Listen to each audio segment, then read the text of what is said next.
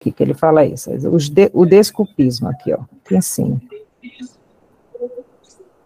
E o desculpismo, nesse terreno de assistência espiritual, verão um dia quantos pretextos são inventados pelas criaturas terrestres para fugir ao testemunho da verdade divina nas tarefas que lhes são próprias.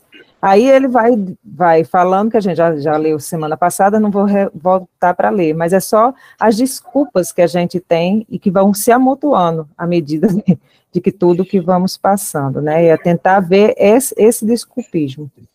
A gente parou, na verdade, nesse novo capítulo, que vai começar agora. Notícias interessantes. Em vista Desculpa. Em vista de apresentar... eu acho que é bom deixar o seu microfone fechado. Isso, eu ia falar isso agora. Desculpa. Em vista de apresentação mais íntima de Aniceto, que deixara as jovens em nossa companhia, entramos a conversa animadamente com Cecília e Aldonina. A primeira tinha sido filha do Bacelar, quando na crosta. A segunda era uma sobrinha do chefe da família, que aguardava a volta da mãezinha para a organização de um lar na cidade próxima. Ambas demonstravam magnífico desenvolvimento mental, robusta inteligência e notável capacidade de expressão. E enquanto os nossos maiores se conversavam afastados, cogitamos de assunto privado. De assunto privado, Vicente e eu ouvíamos as jovens, encantados com a sua nobreza e vivacidade. Verificava que o quadro era idêntico à paisagem social da Terra, apenas diferindo quanto aos sentimentos reais. Não havia qualquer nota de falsa apresentação. Em tudo, a alegria pura, a simplicidade fiel, a sinceridade sem mácula. No desenvolvimento espontâneo da palestra, falou Cecília com graça. Estou trabalhando há muito para alcançar um prêmio de visita a nosso lar. Minhas superiores prometeram-me semelhante satisfação para o ano próximo. E sorrindo, rematou expressivamente. Entretanto, para consegui-lo, tenho de atender umas tantas obrigações importantes.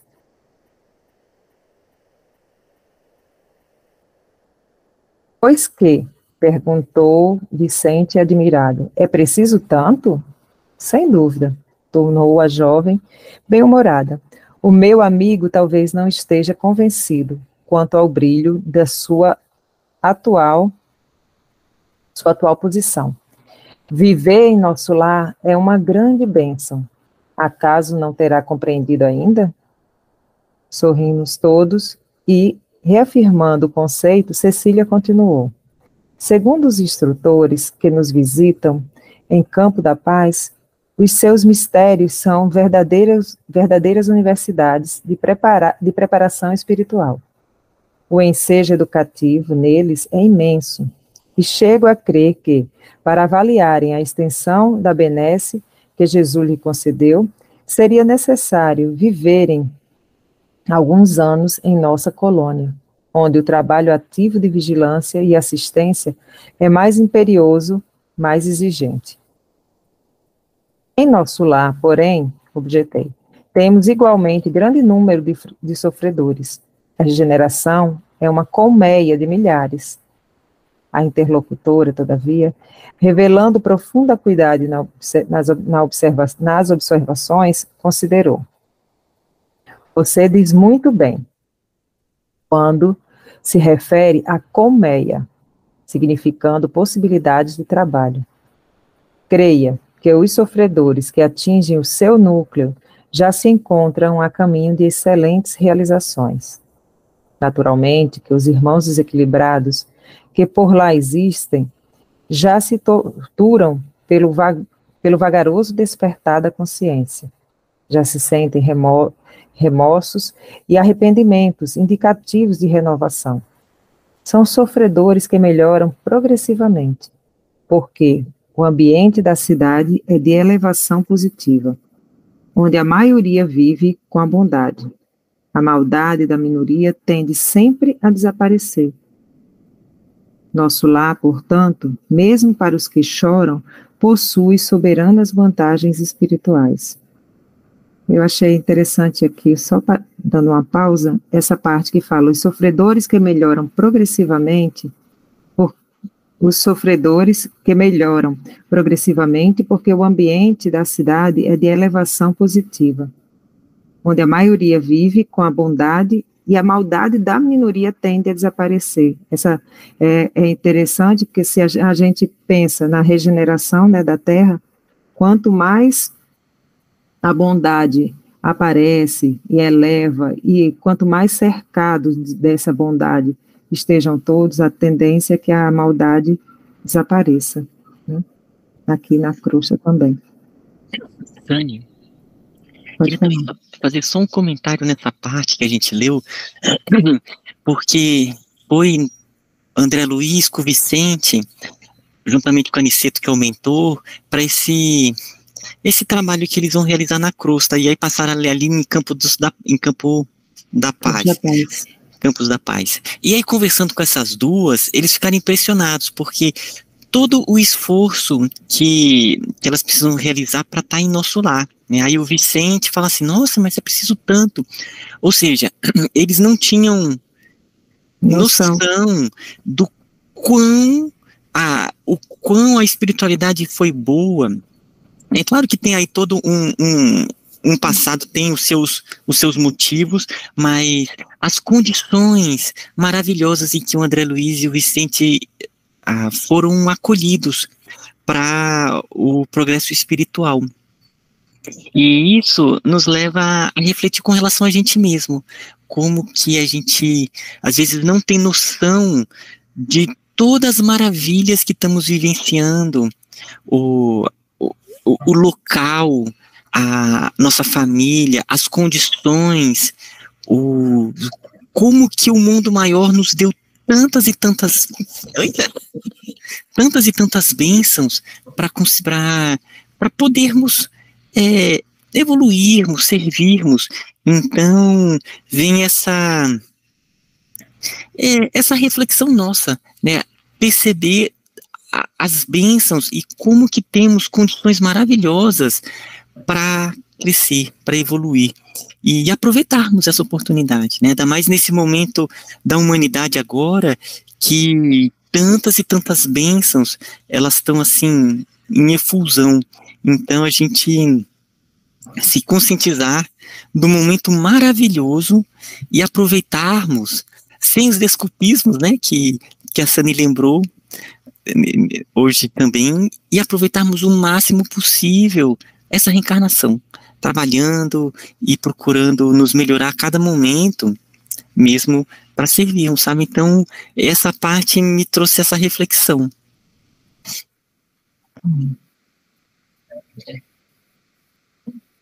Vou continuar. Alguém mais quer falar?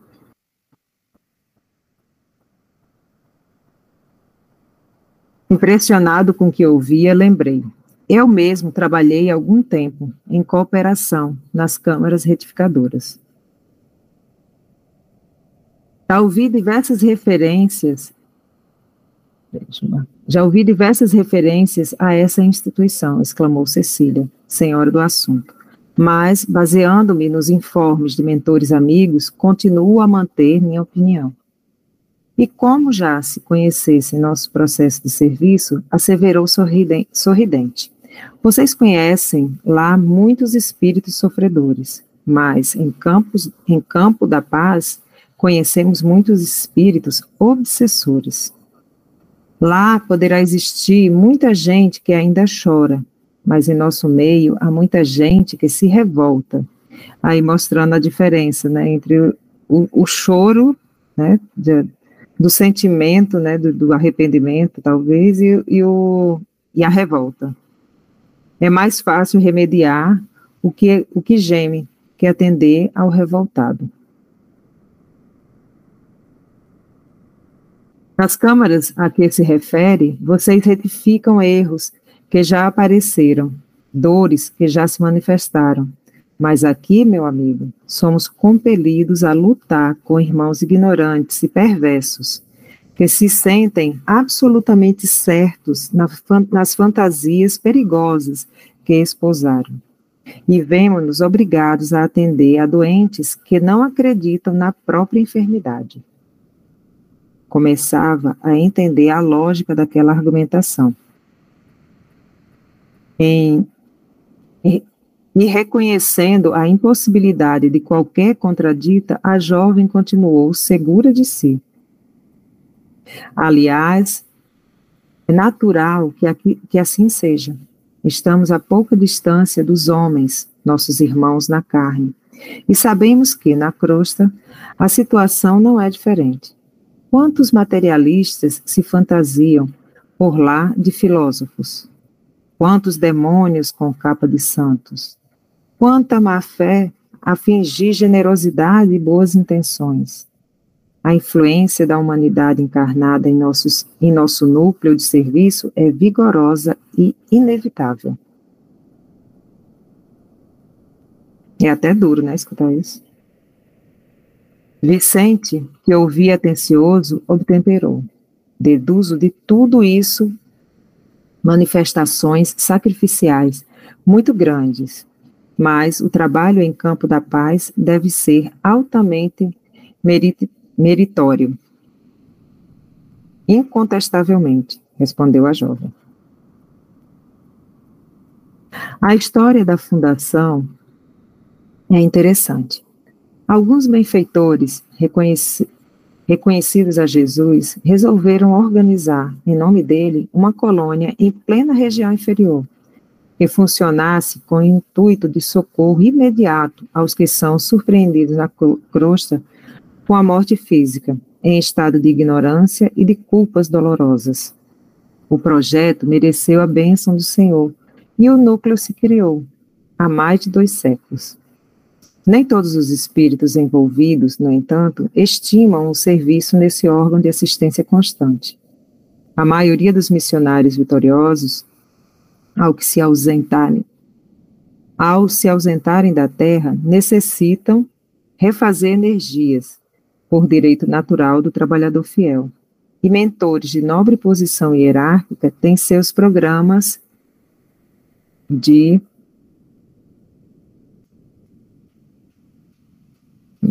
serviço, que não devem quebrar em obediência aos desígnios do Senhor.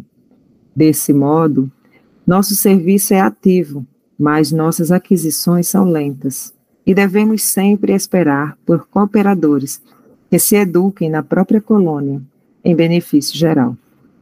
Ganha-se excelente compensação. Temos direito a grandes valores intercessórios, mas, por isso mesmo, nossas responsabilidades não são pequenas. Conhecendo a utilidade dos que servem em nossa colônia, não passamos nunca sem instrutores abnegados, que procedem da zona superior, alentando-nos o bom ânimo. O que pedimos com fundamentação legítima nunca é negada, e se tarda o recurso, beneméritos orientadores de nossa atividade prestam explicações que nos libertam de qualquer angústia na espera. Por isso, nosso grupo está sempre coeso, e muitos preferem adiar certas realizações sublimes para permanecer ao lado de companheiros antigos, aos quais se une com desvelado amor. Os esclarecimentos da jovem encantavam-me. Naquelas poucas palavras estava todo um resumo de lições sobre o sacrifício e o merecimento, o compromisso fraterno e a solidariedade.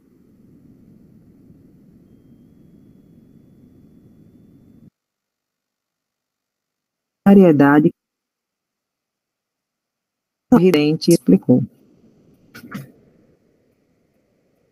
Meu pai, há mais de 50 anos, foi socorrido pelos benfeitores de Campo de Paz. E, restabelecida a saúde espiritual, fixou-se na colônia, com razoável impulso de amizade e gratidão. Mais tarde, minha mãe reuniu-se a ele e faz precisamente 20 anos. Aldonina e eu fomos atraídas amorosamente por ambos, a fim de continuarmos ali no santuário familiar. Desse modo, trabalhamos ao lado deles, desde a primeira hora. E tem muitos programas para o futuro? Indaguei. Cecília fez um gesto que lhe caracterizava o coração de moça sonhadora, e redarguiu. Tenho muitos projetos e problemas a resolver, mas estou aguardando a chegada de alguém que ainda se encontra na Terra.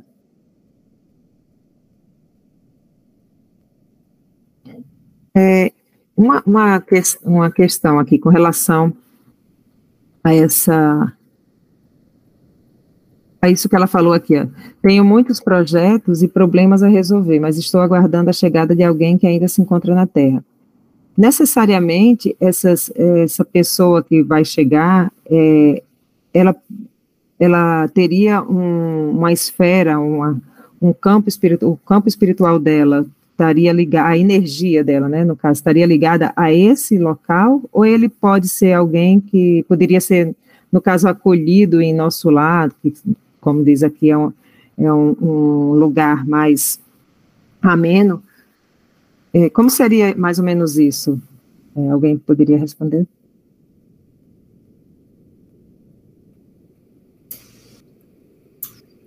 Vixe, Sani, é bem ampla nessa parte, eu não saberia dizer. Eu acho assim, que às vezes eles formam, né, os núcleos, e às vezes o espírito, ele tem predisposições para estar em outros locais, então acaba que ele tem acessos a cursos em esferas, às vezes mais altas, se for um espírito, né, tiver uma categorização espiritual mais elevada, mas é uma boa pergunta, viu? Porque às vezes a gente fica nesse questionamento, né, porque aí elas estão lá já num aprendizado constante, e as energias dali são muito semelhantes à da Terra, né? Talvez essa pessoa, esse espírito que elas estão esperando, pode ser que ele realmente esteja no mesmo nível energético, mas pode ser que seja alguém que vá a trabalho mesmo, vai ser acolhido ali, porque já tem aquele grupo familiar, né, e aí possa trabalhar mais intensamente também, não sei. Continuar.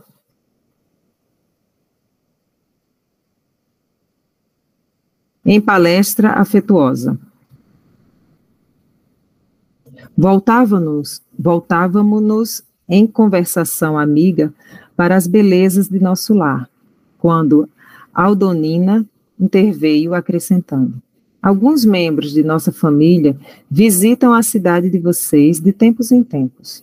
Nossa irmã Isaura, que se casou em Campo da Paz há 3 anos, lá reside em companhia do esposo, que é funcionário dos serviços de investigação do Ministério do Esclarecimento. Percebendo-nos a curiosidade, prosseguiu. Morava ele conosco, mas desde muito tempo foi convocado a serviço por lá, vindo mais tarde buscar a noiva. Vicente, que se mantinha em atitude expectante, exclamou: tocamos num assunto que muita admiração me tem despertado. Desde que regressei dos círculos terrenos, não tinha no mundo a menor ideia de que pudéssemos cogitar de uniões matrimoniais depois da morte do corpo. Quando assisti à festividade dessa natureza em nosso lar, confesso que minha surpresa raiou pela estupefação. Eu também não tinha essa ideia. Cecília Vivaz... Lembrei do encontro lá na escolinha, que quando veio o pai da Silvana, ele falava: aqui tem até missa, meus filhos. Domingo todo mundo se arruma, vai para a missa.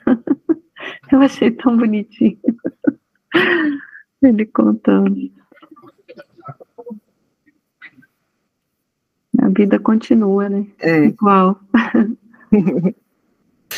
Gente, a Nilza ter falado da vida continua, porque eu tava aqui pensando, dos livros do André Luiz, o último da série, ele se chama E a Vida Continua, e é exatamente sobre um casal que se encontra em nosso lar e se casa e constitui uma vida que eles se conheceram em nosso lar. Aí eu tava pensando aqui, nossa, é o livro E a Vida Continua. Aí a Neuza, a vida continua, né? E a vida continua. Maria. Yes. Deu cedências. Cecília Vivaz acentuou sorrindo. Isto se deu também conosco. Entretanto, é forçoso reconhecer que tal estado da alma resulta de exclusivismo pernicioso a que nos entregamos no plano carnal, desculpa. Porque se o casamento humano é um dos mais belos atos da existência na Terra, por que deixaria de existir aqui, onde a beleza é sempre mais quintessenciada e mais pura? E, além do mais, é imprescindível ponderar que não vivemos a revelia das leis sábias e justas. E já estou pensando a gente lá também, depois, fazendo estudo todo dia. E conhecendo os outros que estavam do lado de lá, né? Isso. Os que a gente não consegue ver por enquanto. E, gente, aproveitando aqui, né, que eu vou falar também, o Silvio colocou aqui uma questão bacana aqui, ó. A vida não continua lá, né? A vida de lá continua aqui. Tudo que aqui existe é cópia do que existe lá. Então, essa ideia mesmo de que é uma eterna continuidade, né? Aqui... É o infinito, né? É o infinito. Aqui é uma vida espiritual também. É bacana isso. E eu fico pensando também, sabia? Que aqui pode ser que a gente esteja continuando algo que a gente já estava fazendo lá, Nilza. Aí a gente fica aqui, agora estamos continuando, chegando lá, ainda vai estar com... E essa daí é minha frase também, viu? Ao infinito e além. Essa daí eu uso diariamente.